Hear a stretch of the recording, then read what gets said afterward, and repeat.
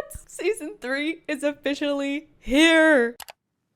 I feel like it has been so long since I've been talking about this show. And guys, this summer, we're spending it at Camp Shallow Lake with some of our favorite Wildcats, and I can't wait to dissect this first episode for you guys and just talk all things High School Musical, the series, season 3. So I wanted to pay homage to the categories we had last year, which was, of course, Wildcat of the Week, which was my favorite character of the episode. Then, of course, I had my bop to the top moments, which were my favorite moments of the episode, things that just made me so happy or I thought were fantastically done. And then my scream moments, my least favorite moments of the episode, things that made me want to scream, whether they be bad quality or just irritating story lines. My Wildcat of the Week, after much deliberation, and by much, I mean at least 30 minutes since I finished the episode, I'm picking Ashlyn, which is funny because Ashlyn was my Wildcat of the Week for my first episode of season 2 as well. First of all, she's opening up to her friends about LARPing, which was definitely one of my bop to the top moments. Her talking about LARPing, explaining it, and talking about her sewing wench.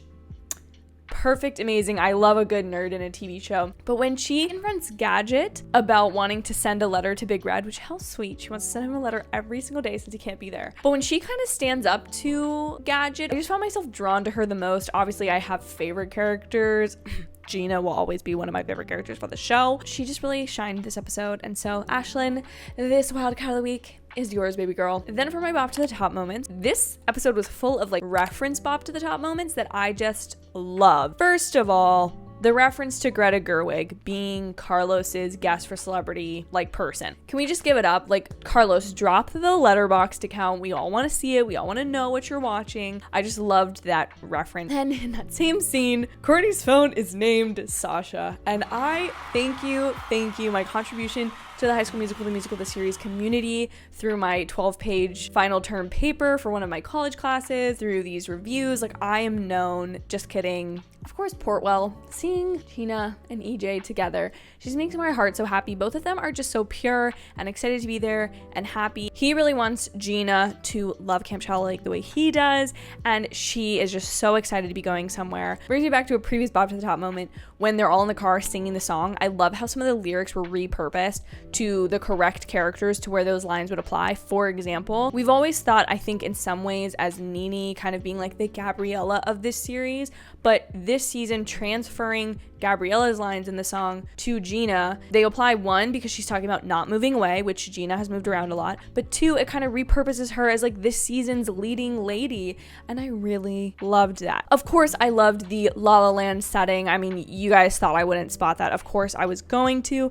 And then just all of the meta references. This show continues to kind of quote unquote expose Disney for how difficult it is to kind of get licensing rights, get adaptations. If you want to put on a play, even it's a really innocent camp thing, you have to have that stuff licensed, and how kind of intense that is.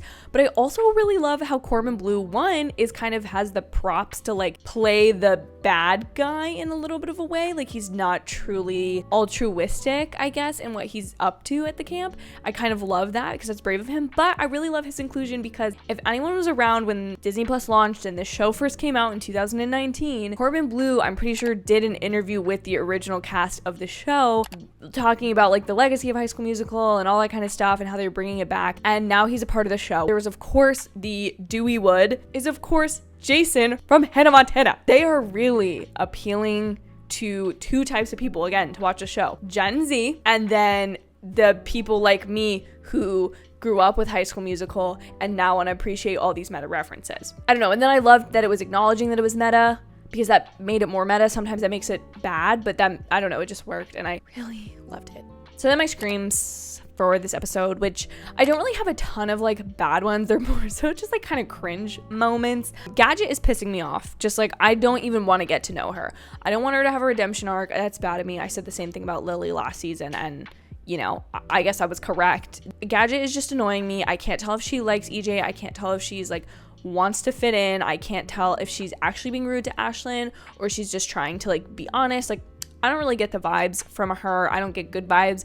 And so I would just rather her to go away. Ricky's music video, because that was indeed a music video. And you could say to me, Sasha, this show is a musical series and people sing all the time. There was the music montage at the beginning. But my thing is the way that Ricky was by himself, it just looked like a Joshua Bassett music video. The song was good. I'll probably download it. But yeah, I just wasn't digging the music video vibe of that. I was not a fan. The editing of these episodes is my actual only real bad.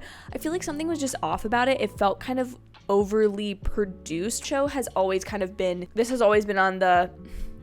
always been at the crossroads of Disney Channel original series and mockumentary shows, and it might lean a little heavier to the Disney Channel side because it is intended for a younger audience. However, it just sort of bothered me, and I think mainly the editing bothered me because there were so many storylines they were trying to cover, and I get it. They didn't want anyone to be pissed in this third season and be like, where's Nene? What is she up to? Where's Miss Jen? What is she up to? So I get why they had to break everything up the way that they did.